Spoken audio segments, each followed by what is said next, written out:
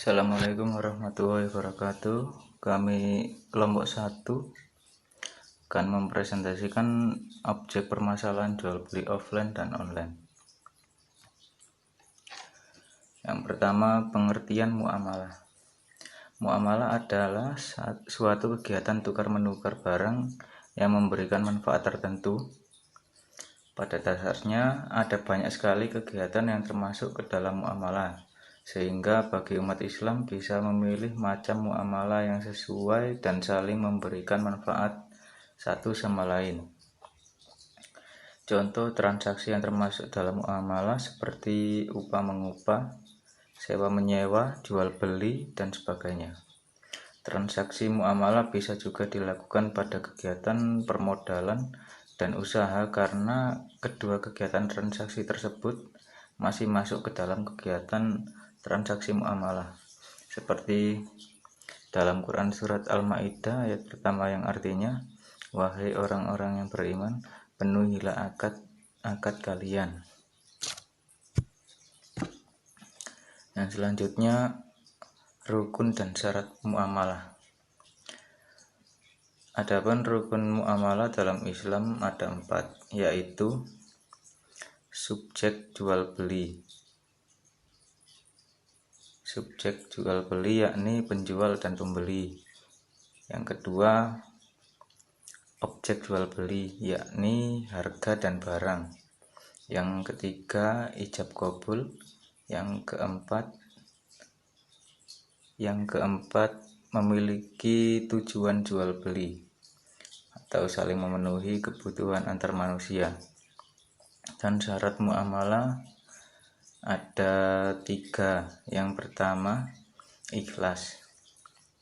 Keikhlasan penjual dan pembeli dalam akad. Semua pihak yang terlibat, baik penjual maupun pembeli, harus ikhlas dalam melakukan transaksi. Wajib hukumnya untuk menegaskan bahwa tidak ada pihak yang terpaksa dalam aktivitas tersebut.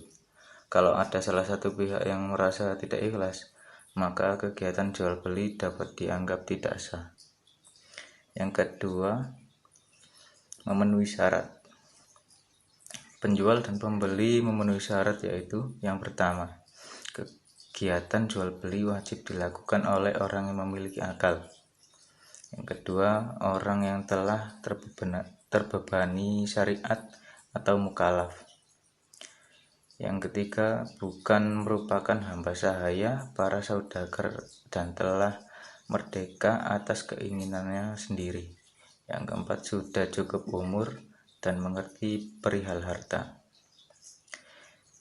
Dan yang pengertian jual beli secara bahasa al-bai atau jual beli berarti pertukaran sesuatu dengan sesuatu, dan secara istilah yaitu jual beli adalah pertukaran harta atau mal dengan harta dengan menggunakan cara tertentu.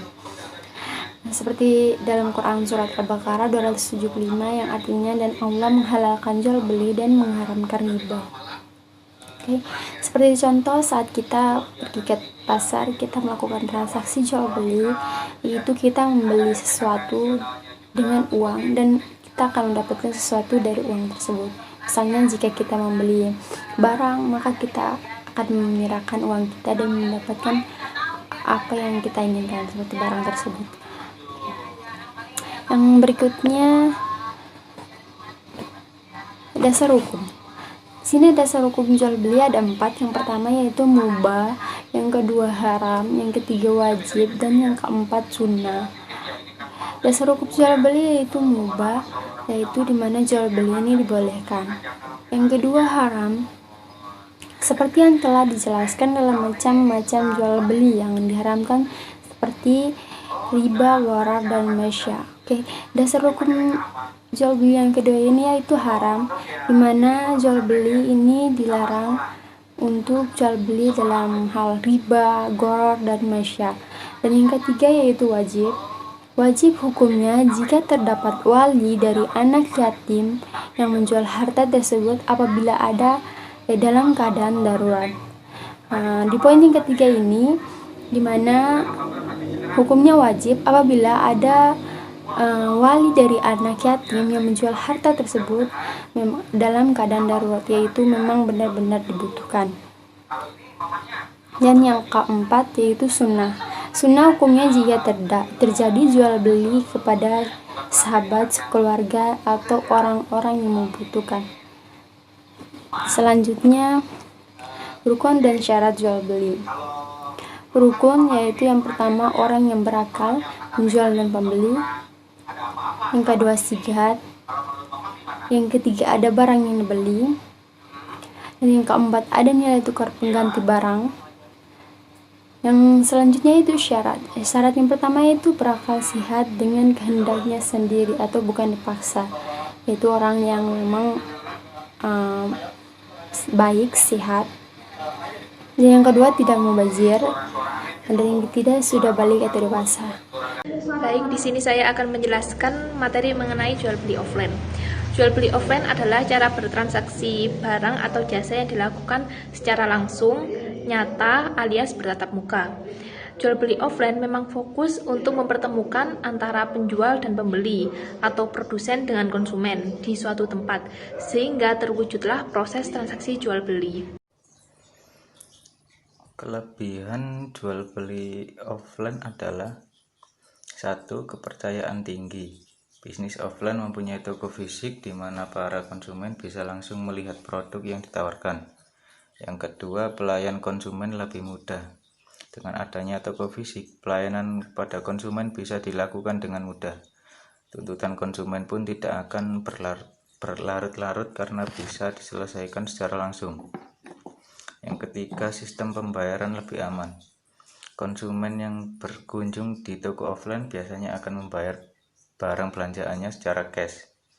Dan kekurangan jual beli offline adalah: yang pertama, jangkauan pasar terbatas. Toko offline tidak dinamis dan biasanya hanya berada di satu tempat. Ini yang menyebabkan jangkauan pasar untuk toko offline lebih sedikit. Yang kedua, memerlukan tempat fisik. Karena basis toko offline adalah area nyata, maka dibutuhkan tempat untuk menampung segala produk yang dipasarkan. Yang ketiga, modal lebih besar. Toko offline memerlukan modal yang lebih besar, mulai dari penyediaan produk secara fisik, tempat, biaya, perawatan tempat. Yang keempat, memerlukan karyawan yang lebih banyak. Dan yang kelima, waktu penjualan terbatas. Dan seluruh transaksi jual beli hanya bisa dilakukan dalam jangka waktu itu saja.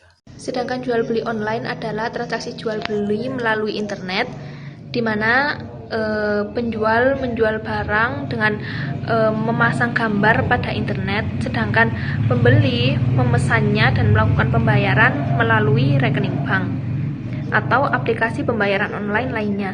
Setelah itu, penjual wajib mengirim barang tersebut kepada alamat pembeli.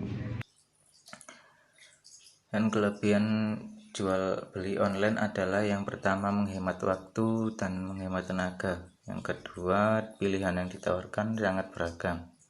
Yang ketiga, harga yang ditawarkan sangat kompetitif. Yang keempat, penjual tidak perlu susah payah dalam menyewa toko. Dan kekurangan jual beli online sendiri adalah: yang pertama, ketidaksesuaian produk, hukum jual beli. Yang kedua, hukum jual beli dengan sistem dropship. Yang ketiga, pembayaran dengan pay later. Yang keempat, menabung di Seabang atau fitur menabung pada salah satu marketplace. Yang kelima, rawan penipuan.